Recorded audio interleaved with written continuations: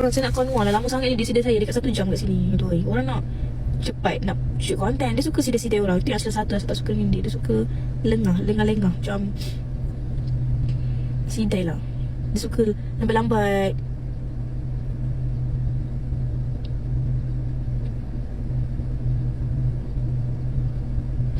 Bukan apa, sebab bulan puasa. Orang dah datang janganlah sidai-sidai. Kata janji pukul ni. Kalau orang datang, teruslah shoot. Ini tak tahu dia pergi mana. Tunggu lama, sidai orang dekat 1 jam. Kalau aku tahu baik aku pun datang lambat sikit. Boleh tidur dulu kat rumah. Dah lah jauh nak drive.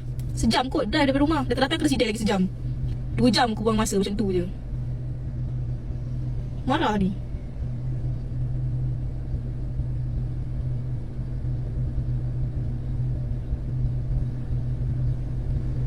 Baran aku tak suka betul orang lambat ni. Biasa kadang-kadang kalau asal lambat biasanya kalau contohlah kalau asal lambat datang sampai asal terus shoot. Tapi kalau Noah orang datang awal, oh dia dua sidai. Dah lah daripada rumah aku nak ke sini 1 jam. Lepas aku dah sampai sini aku kena sidai lagi 1 jam. Mana entah dia pergi. Tak tahu nak shoot pukul berapa. Lepas tu kejap lagi tahu-tahu dah azan maghrib.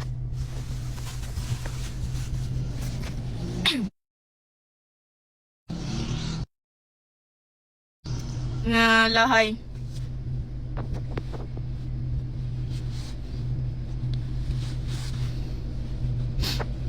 Jangan marah time bulan puasa. Saya tak marah, asal meluah.